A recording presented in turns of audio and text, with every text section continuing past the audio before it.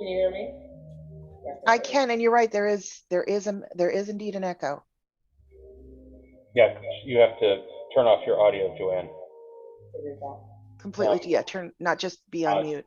You have to like cancel audio completely. How's that? Like, don't join with audio. How's that? Yes, no echo? Much better. Yes.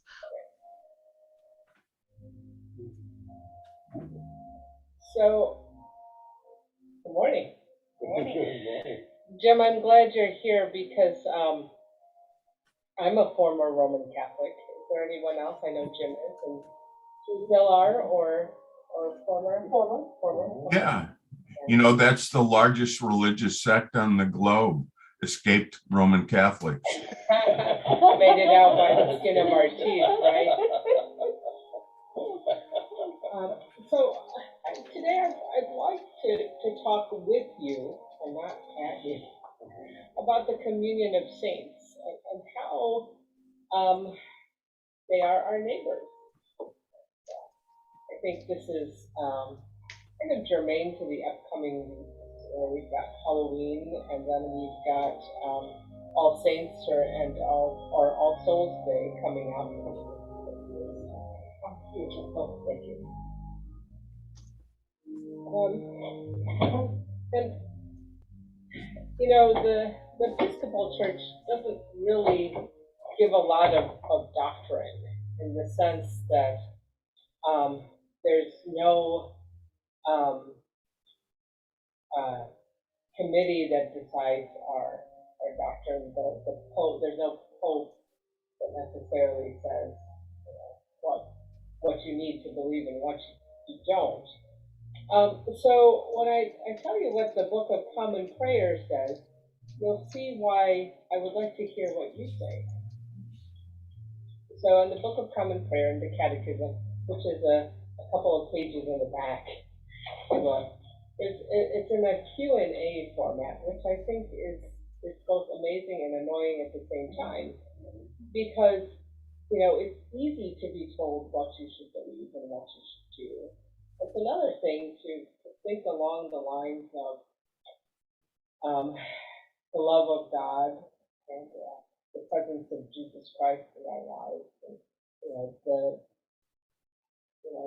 what Jesus did amongst us when he was here in the flesh, so to speak. So the question is, what is the communion of saints? The communion of saints is the whole family of God, the living and the dead, those whom we love and those whom we hurt, bound together in Christ by sacrament, prayer, and praise.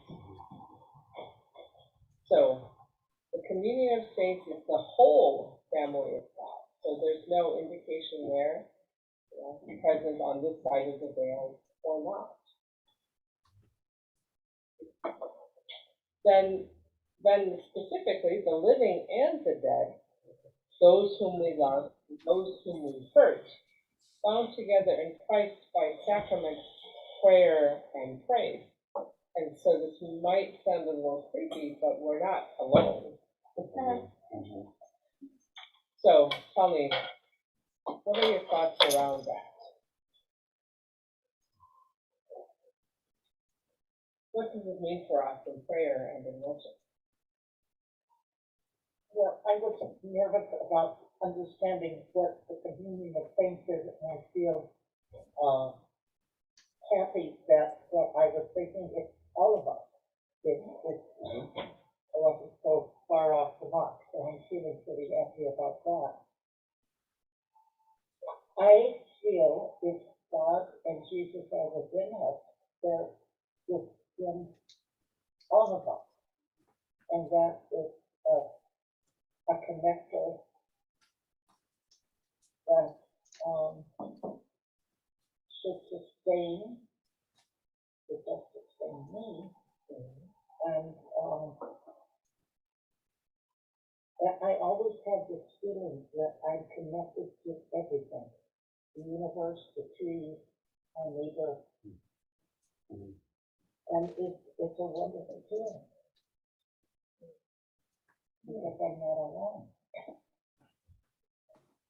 In a historical context, people have always gathered. I think that's part of being human, that reason to do that. I'm glad that the Communion of Saints is not a club where you have to be initiated and approved. Do I have to be canonized? Don't have to be canonized to be in the club. We're automatically in the club when we're born. I think that's a very good thing. I often think too that when we meet in groups, there are groups that are opposed to us. And you think of the early Christians. Tanya and I visited this wonderful area in Cappadocia, Turkey, a big, huge cave that had about residents of about 50,000 people back at the time of the Roman Empire, and they had an elaborate system. When the soldiers came in, they would roll stones, and they had tunnels, and I mean, just amazing things how they could escape. It was a Christian. It was a Christian community, actually. Really very interesting, but in order to live that way, there must be an enormously strong common ground, because why do that? That is a really great point. So, anyone else have any? Honestly, it's amazing that, in some ways, it's a problem of us that preach that God created the entire world and everybody in it. And there you are. That's what our story is. And if you pay attention, that's what you're stuck with, everybody. I like how Jerry said, when we're born, even before we're born, we're already children of God. Every single one of us. But we are not Christians, right? Christians become Christians when they're baptized. That's kind of the official thing. And that's okay. It doesn't mean that because you're not baptized, you're not a child of God. But being a Christian means you make certain claims, right? So I think that's the distinction that's often so hard. So in Judaism, there's a different approach. I mean, you are Jewish often by birth. That's kind of an outlook. Or, there are things like if your mother is Jewish, you're Jewish, stuff like that. You hear different things, but it's a different outlook. And that's fine too. And I think Jews would be on the same page that, yes, we're all children of God, no matter, when by birth. And, but Christians are not, it's a big distinction though, because you become a Christian and you're not born one. And is that, I don't know, I'm just probably saying red is a color to you, I don't know. The communion, I don't think that the communion of saints is necessarily Christian, per se. Yeah. I mean, that's I think people who aren't Christian, that terminology might be, like, they might not know, they might not agree, but if you were to reframe it, I think they would probably, a lot of people would be on board with that. Yes, saints is a specific term, isn't it? Yeah. So what is it to be a saint? So only someone canonized? Only someone who has a feast day? What do the Romans say? Well, Well, there are some that are particularly endowed particularly with some sort of grace.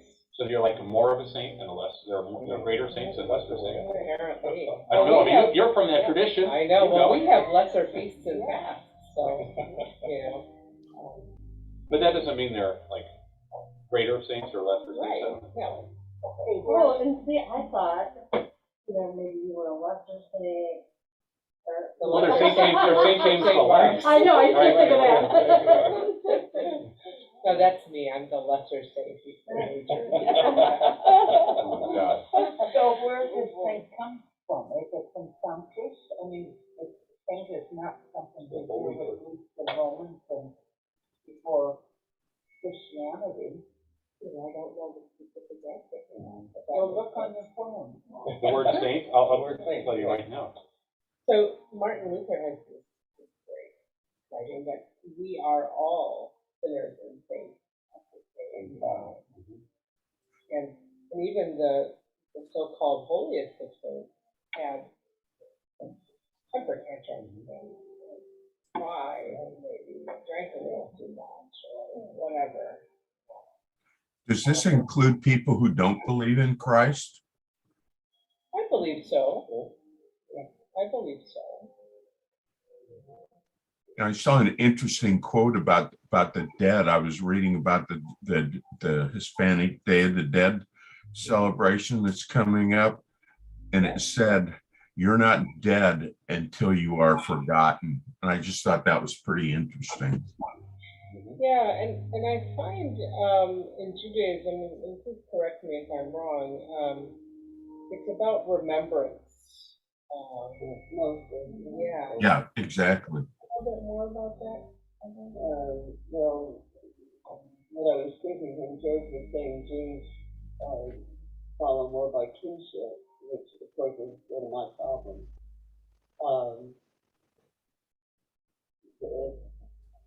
The Jews that we know today are strongly influenced by 2,000 years of European Christian persecution. And a persecuted community has different things to deal with than a dominant community.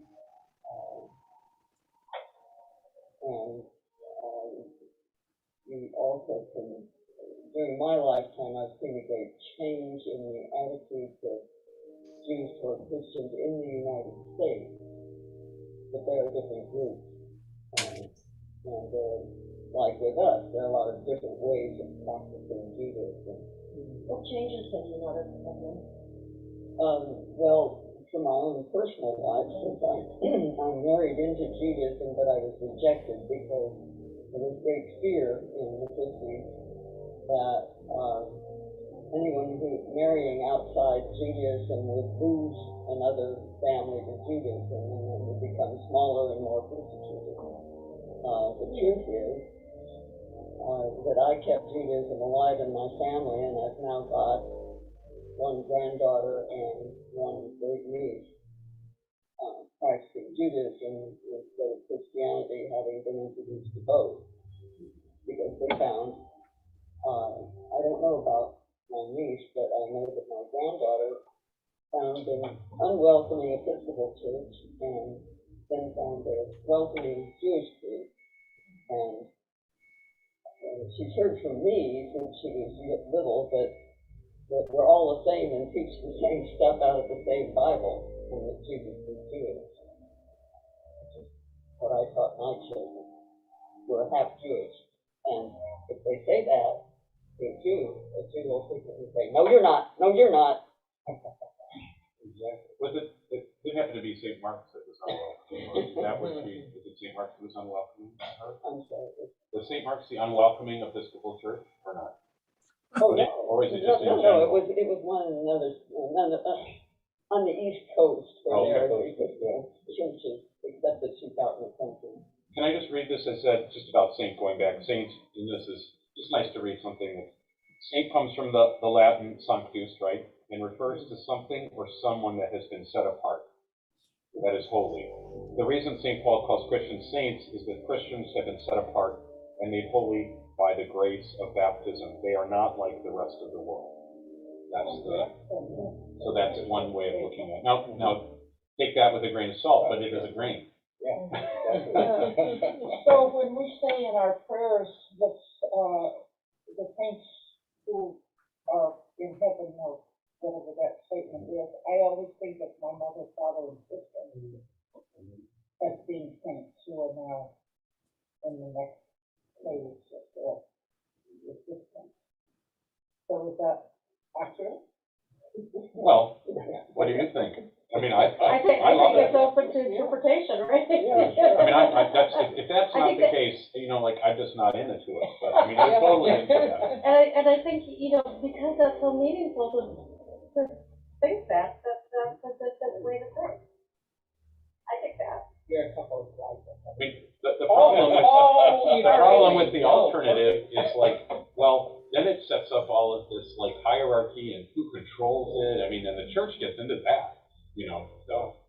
So this definition of saints would suggest that the communion of saints is really Christian, which does not mean that we're not all part of the family of God, right? That those are not mutually exclusive. things, and maybe the communion of saints is just referring to Christians, but we're all part of the family of God, because we're all created by God, and we have God in us, and you know. And if we're set apart in the world, which, I mean, we are called to a certain way of being, right? I mean, that's a good thing, right? But after we die and things are transformed, does that mean that we're still set apart? Or then are we part of God's larger, reality then, and we rejoin or whatever thing? You know what I'm saying? So the next thing is back to being inclusive. But back to universalism. Back to universalism. So how do you think then? So when we gather as a church, and I think this is a church, so the communion of saints continues to be with us, right? Especially as we celebrate the Eucharist. So there is, who knows what happens beyond the veil. I think there's a way for them to still participate, which I can't tell you how. Only I know I hear my grandfather's voice here and there. How about all of you? What's your experience with that? What's the thing?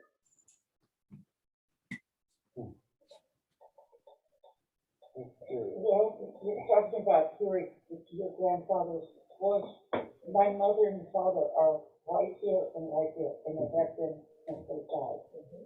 And I don't know what's going to happen after. I know I'm creating that, but it's a wonderful feeling. They're still informing my life.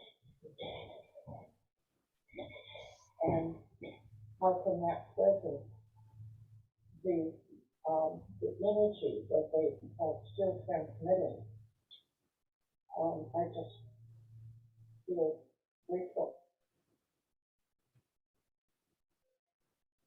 I kind of hold all of this in abeyance. I like the word Armageddon, meaning enlightenment. I think we're going to have to wait for that. As Tanya says, my father was not a great communicator at all, but he had an incredible mind, I think.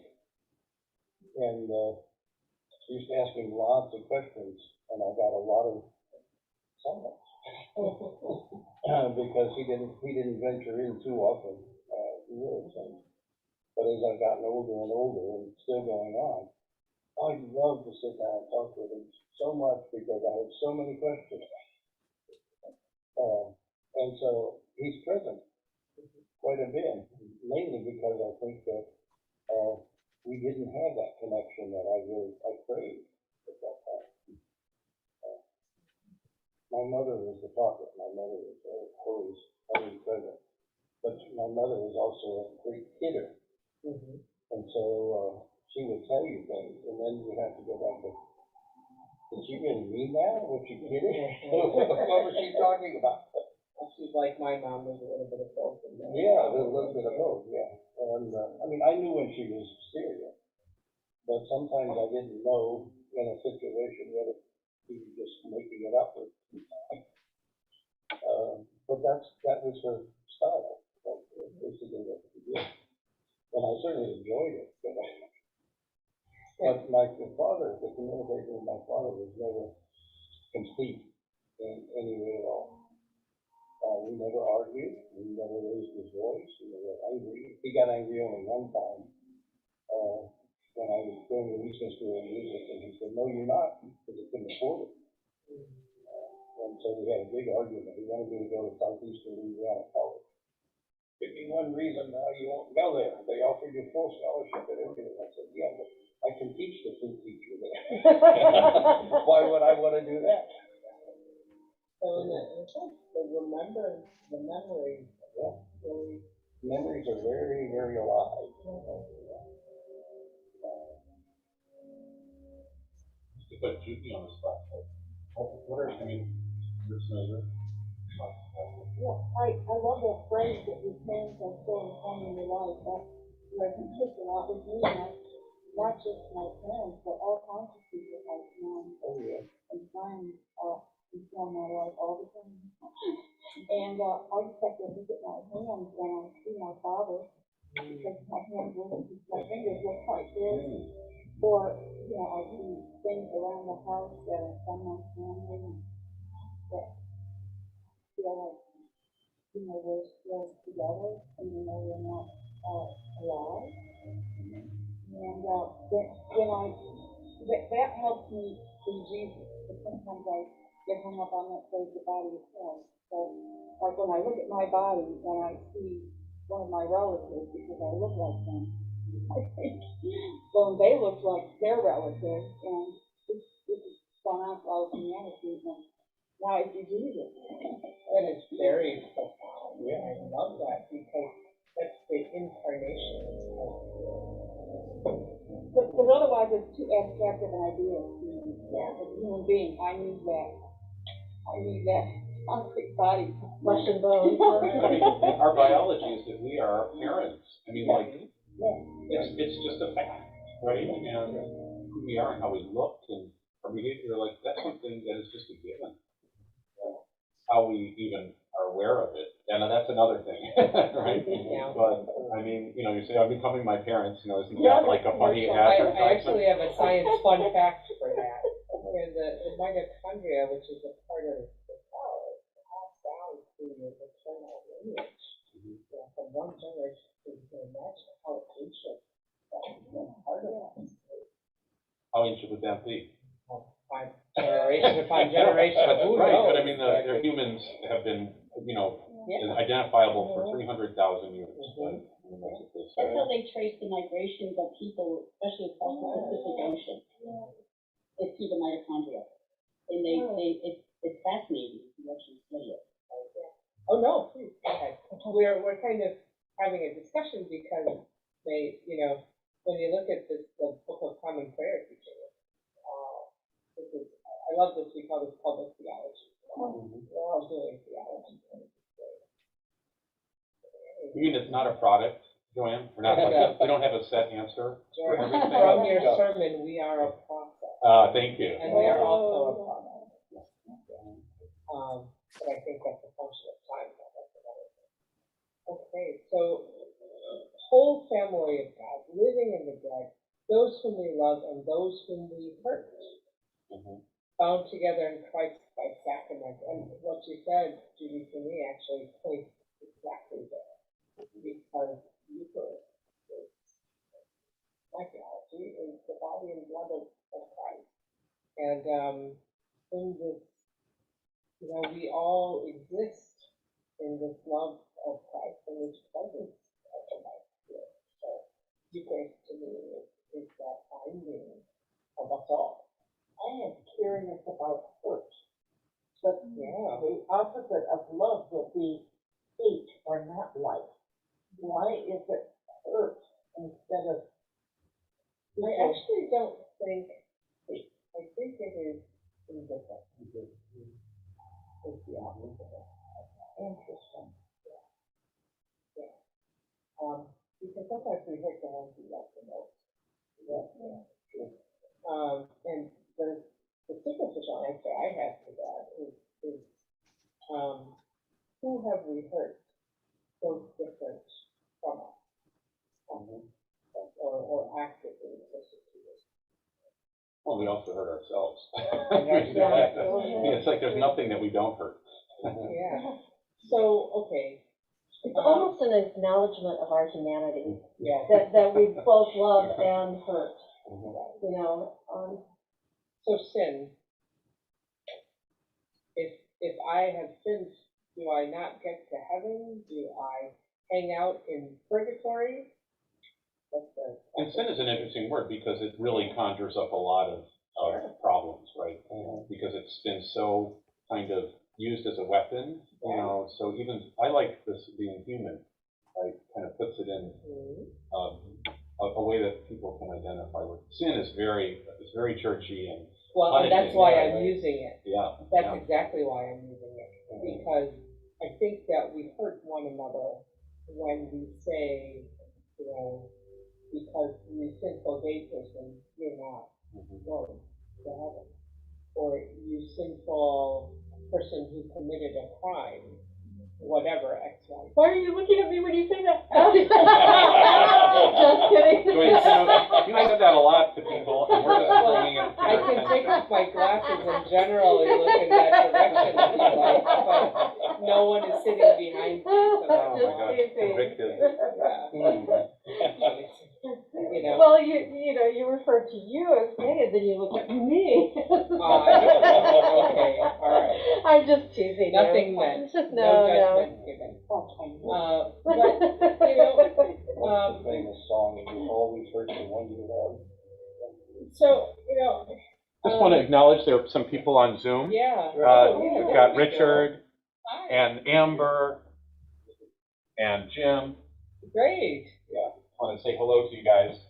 Can you hear us? Yes. Okay. Yeah, thank you, George. So, come on, jump on in here. Any thoughts so far? What do you think about those whom we love and those whom we hurt?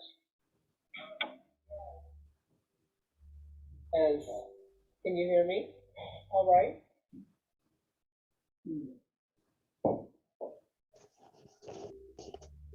I just got nothing. Okay. Sorry. You're doing a wonderful job. You covered it all. Oh, thanks. Great. So I want to address the teaching of purgatory maybe for myself and maybe anyone who's heard of that.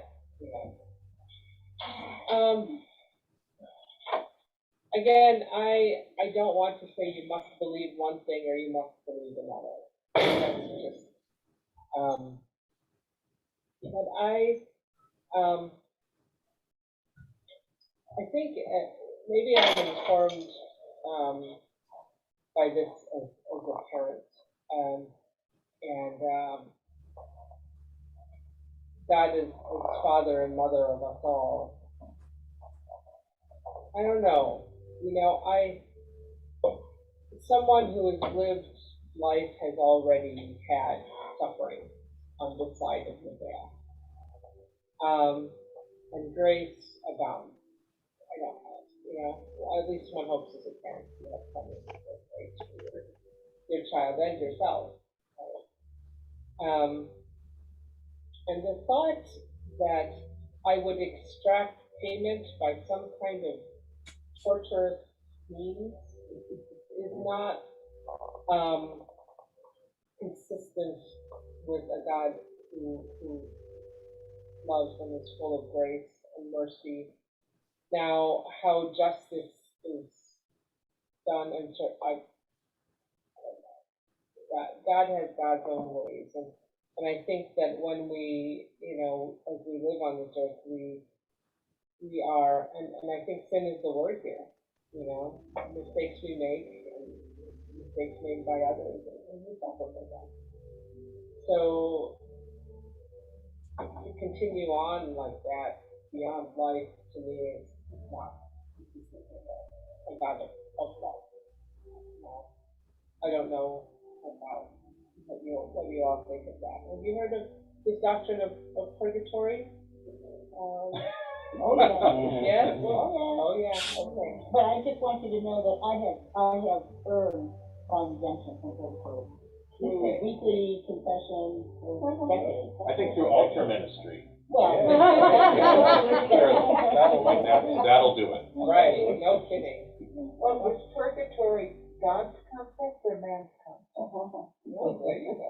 Well, It's a bad man's concept, let's put it that way. Not that the man is bad, but the concept is bad. Well, it was developed by, and then promoted by bad men. Well, we don't want to condemn you for eternity, just a certain period. You have to have a timeout. We particularly love limbo. Yeah. That's the best, because that's where babies go. They're there for a while. It's kind of like a nursery. Yeah, I never understood, I just wasn't brought up with the notion of purgatory, like my Catholic friends would talk about it, and I'm like, huh? What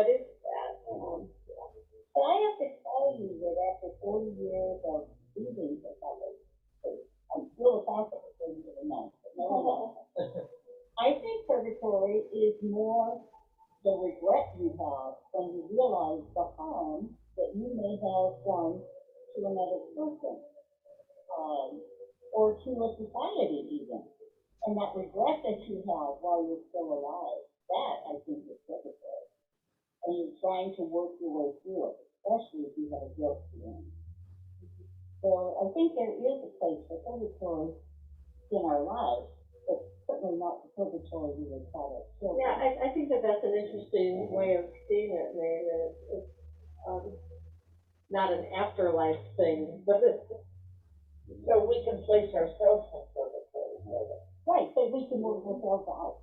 What's like the concept of hell? I mean, hell is on earth right now. I mean, in a lot of places, right? And people are talking about, oh, you're going to go to hell. You know, like, wait, hell? Where does hell exist? I'm like, of course it does. I mean, it's right here and now. Well, that's part of what you share with us, that is heaven in the sky, or is heaven all around us? I think you said that. No, but I mean, I don't, like, you know, you were talking about, so you said because you're a sinful gay, you're not going to heaven. So the two things were wrong, right? You're not going to go to heaven either way, and you're not sinful. So it's like a double error. You know, but you're not going, like, what does it mean to go to heaven? Again, that's a really bad concept, platonic. I think as humans, we're also limited by the time, space continuum, you know, that we see everything as linear and sequential, and that's our experience of how we live. But is maybe, it though? It's what we've been taught. It's not necessarily what is real. Well, there is a reality in getting older, and Is that linear? Oh my goodness. I think you look younger every day, Joyce. Thank you, but I'm not. The Well, reality is. Eudora when she was 24, though. But I mean, like, you know, that's our society is teaching us that as you get older, it's like a degradation. You're becoming less and less of you know, you're declining. As opposed, it could be completely different. Like, actually, you're growing in wisdom and maturity, and you're becoming more beautiful. And why can't we look at it? I mean, now that could be linear, or it could be like, sometimes we're up and down, you know? But it's like you've been taught these concepts, you know, that could be, you know, really are damaging or false or only half true, right? The power of belief. So my thought is, you know, May, is that I think that we continue to learn even after leaving this life. And I think that our freedom to a certain extent continues. So beyond the veil, I think there's, whether or not that's purgatory or not. Our liturgy, though, is ambiguous on that. Yeah. Continual growth in the 11th day. You go from strength to strength. Right, but then we also talk about eternal rest. Yeah. And it's like, wait. Right. When you're resting, you're not really going from strength to strength, unless you're building up strength in your sleep. I mean, I don't know, but that's, I find that interesting, ambiguous in our own liturgy. See, we're getting through all 6 of my slides. So maybe this is a strange question. So we're talking about our liturgy. So how do we remain in community? Well, in a sense, they are our neighbors, maybe just not visible. And I hope that's not creepy. But, you know. I thought Tanya's description of her mother and her father on either side throughout your life, that's one way, you know. Yeah. This incarnational way that Judy described. Being present in body, and the rebirth is one way. Part of my daily prayers is to remember those that have been close to me who have passed on. And in that, I'm always saying a thank you for something that they have shared with me or that was present today in my life. And I find that very connecting, And it's direct, as you said, we are a result of all that has come before. And acknowledging that is somehow comforting. Well, you know, the, practices, Mexican, and I'm not sure if other, Latin American countries of, I'm gonna murder the pronunciation, Delegate Muerte. Medea, Yeah, los so- muertos. Yeah, exactly, there, see? It's fine. Good. You tried. That's fine. So, you know, our women's group this past month was, women from the 1 o'clock service explaining that to us. And it was so eye-opening to me because to me, you know, whenever I see those dolls and stuff, it just seems creepy. You know, and then when I thought it was like an invitation to their loved ones that were gone or were died to come back and meet with them and they make their. The ofrenda is set up in Man Hall, Yeah. and if you haven't seen it, go and it's beautiful. It's there. And My parents' picture's there. yeah, it's really Yeah. nice. It's on the south wall. When you walk in, you'll see it. Yeah, and just, you know, just the meaning of each thing, and so in terms of practices we do to keep us close, I thought that was really beautiful, and I was surprised by how meaningful and beautiful I found that to be. In the Philippines, we actually spend all day getting the cemetery on the level. Oh, really? We bring a picnic, we play mahjong, we poker, Ah. we have some whiskey or Yeah. beer. What participation is that? Pretty widespread? Oh, yeah. I mean, It's so a the cemeteries are national- just gotta be Like a jammed with playground. people. Oh, yeah, Right? it I mean, is that's- jam-packed, and that's- people are selling, like, you know, sodas and like, oh, it's a fiesta. Well, cemeteries make more sense that way, otherwise, why do we have them? Yeah. Mhm. Well, they're really Preservation of for the living. open space. Well, does that. Well, it's preserved with big monuments. And I drove by somewhere yesterday where the cemetery was just like this piece of land by 2 highways. Yeah. And I thought, that's not, I wouldn't find that restful, but then again, I would be dead. So, the noise shouldn't be bothering me, but you know, you never. So our columbarium garden is not quiet, but it's like this little, it's got both. It has this kind of sense of being private and sacred. But the world, the noise of the world is not gone, right? Especially with the construction of that monstrosity. It's like bang, bang, bang, bang, bang. But, you know, the traffic and the sounds of people, and I kind of like that. The combination of It's still both. a part of the action. Yeah. That's right, you're not disconnected, Right. right? I mean, life and death are side by side. That's, And, to me, yeah, my that's more thought true. too is that's gonna outlast all of you building a cluster. I hope so. Oh, yeah. So here's a question. Even in my lifetime, I've noticed this change where, you know, we used to bury people big long, you know, and now it seems that cremation is what most people do. So, I mean, It's almost like 50%, yeah, close to that. it represents a real change in our, you know, our thoughts about the resurrection and that thing. Well, the Catholic Church finally started to approve it, which is the big part. I've got ashes in my necklace right here. So, I mean, good thing I'm not Catholic, because that wasn't allowed. I do really think it's important to have, you know, your remains in consecrated ground and not just like thrown across Wrigley Field or something. You know? Why? Well, I think that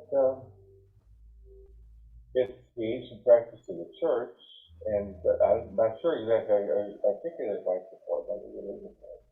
That goes against everything you've ever said when you said you wanted your remains spread on Catherine Zeta-Jones. Yeah, well, you know, we contacted her, she was not open to it. But this is, cremations accounted for 50.2% of funerals in 2016, up from 48% in 2015. So that's, I mean, it's probably 55% now. And it just keeps going up. I think customs are Chris? very interesting. Good morning. Are you going to sell? I haven't verified it, but when I first visited Hong Kong, looking at this very beautiful little cemetery on the side of the mountain. And Hong Kong's an island that's not moved the cemetery, so I asked the guide about it, and he said, you can reserve a spot in the cemetery and you can stay for 2 years. And then they recycle. And we never finished that. I don't know how you recycle exactly, but they recycle. You have to move after 2 years. I wonder where they moved. More of a lease. Yeah, yeah. it is. Yeah. Jerry, would that not be like in Louisiana, in New Orleans? Oh, yeah. I mean, those family crypts, it's just, there's like 7 layers, and Yeah. eventually the bones work their way down, and then they can put somebody in. Yeah, they don't work their way down. Actually, there's also a time limit. I forget what the limit is, but my whole family's buried in one of those crypts. But they go in, and after the body hits the cave and so on, they turn upside down and pull the coffin out, and then it's ready for the next occupant. Yeah. As far as I know, I haven't checked it out because I don't think I'd like to be there for eternity. But there's 7 places left in our family. Well, my mother and my father and my brother's not there.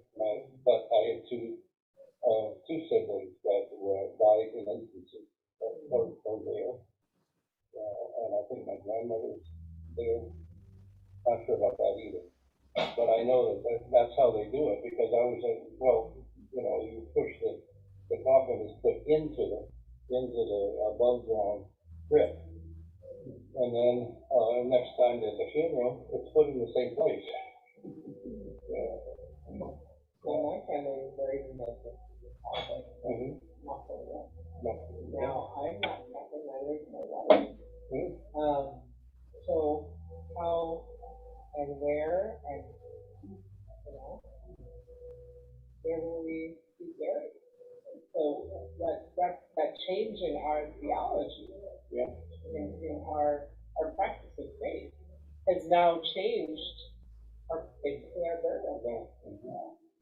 So, you know, Well, it's interesting even in the catacombs where fascinating little slots cut out into the side of the wall, and people wrapped them in it, and then they use lye to accelerate the deterioration of people so that they can. So it's kind of similar in a way.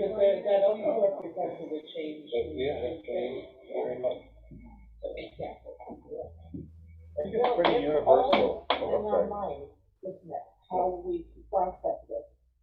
And I'm an ashes to ashes, dust to dust person, and maybe return to the earth, to the ground, and become a part of the cycle of life.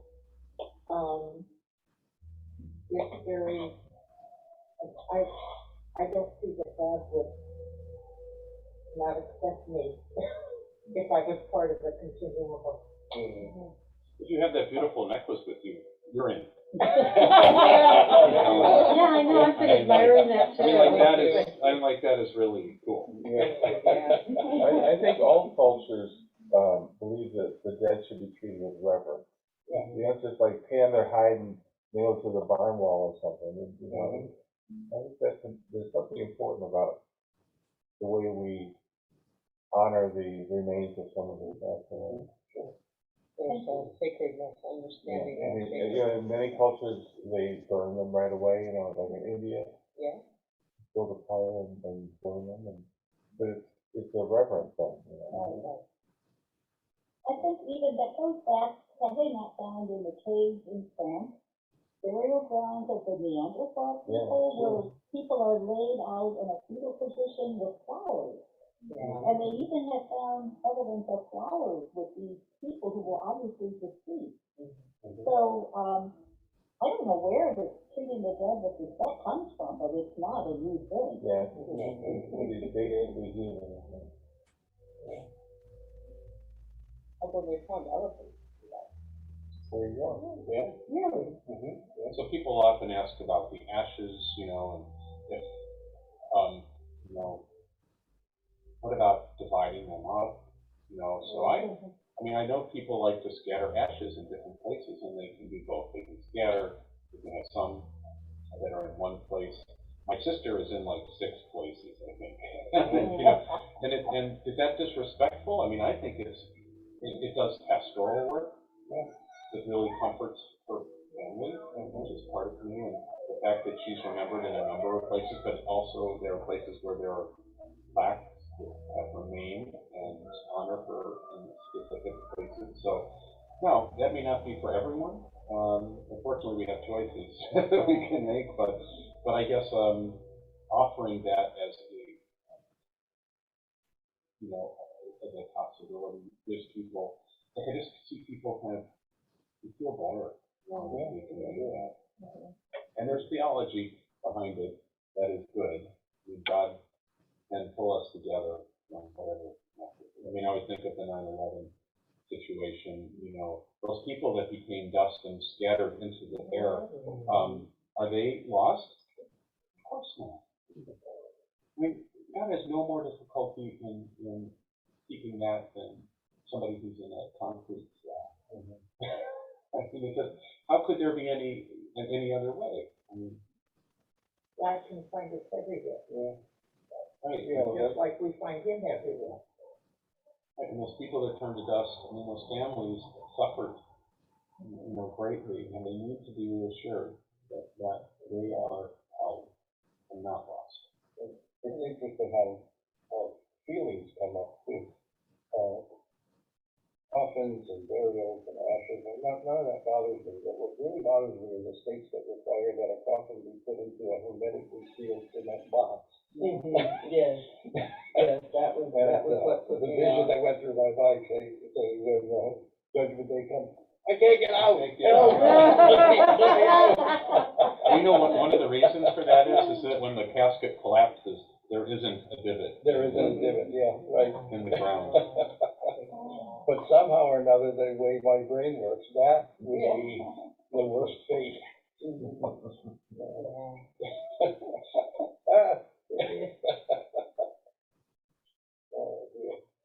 So from the Book of Common Prayer, the burial of the dead, right? So none of us has life in himself, and none becomes to them master when he dies. For if we have life, we are alive in the Lord, and if we die in the Lord. So then whether we live or die, we are the Lord's possession. So gathering. This is actually the whole point of what I wanted to talk about today. And we named every single thing. That's why I love the Bible. Oh, no, it wasn't a test. Oh, he can die now. It wasn't a test, but no, don't do that. So gathering, it's what we do. It's what we do. And one of the interesting things that I learned from seminary is this us standing here outside and ringing the bell is part of the rite of gathering. It is almost a rite by itself. What was it that we said?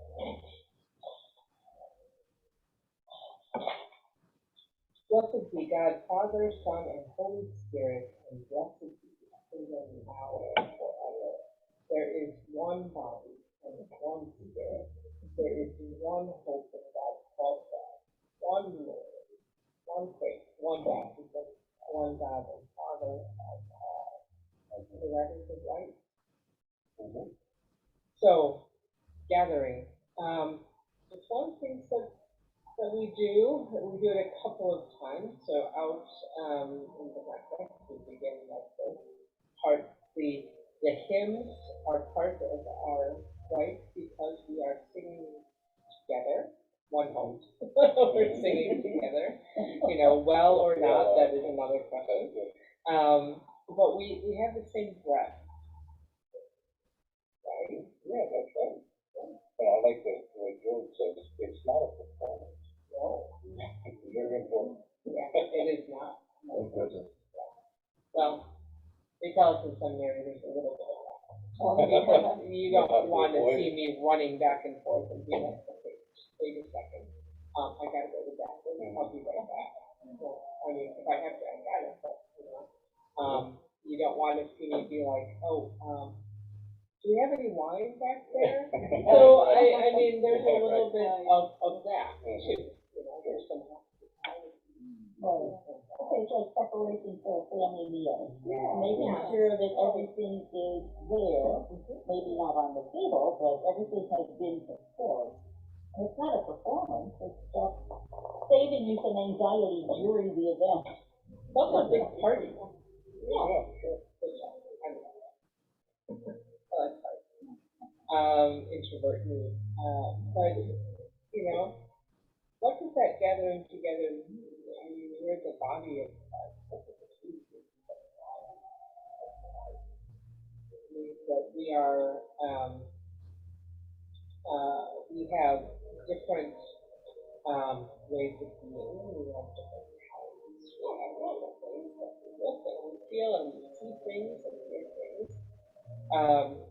We have different gifts in which we express them, but together we form the body. And that includes the personality. So, holy, holy, holy Lord God Almighty, heaven and earth. So not only does it include the saints, but that is the angel singing the help as well. And in fact, I was told, I remember on Milner's, I don't know if Milner, anyway, he was, our liturgics professor, if they're supposed to be bells or singing at any point, that's when they're supposed to be, because that is the song of the angels, that we are all singing together. On so many points in our liturgy, you know, we express the gathering of the community. And with that, that's all I have. personally, right? So, I did want to talk about this because we're coming up to All Hallows Eve, and then November the 1st and 2nd, which will be transferred to November the 7th. And we will be remembering by reading names of those who have gone before us.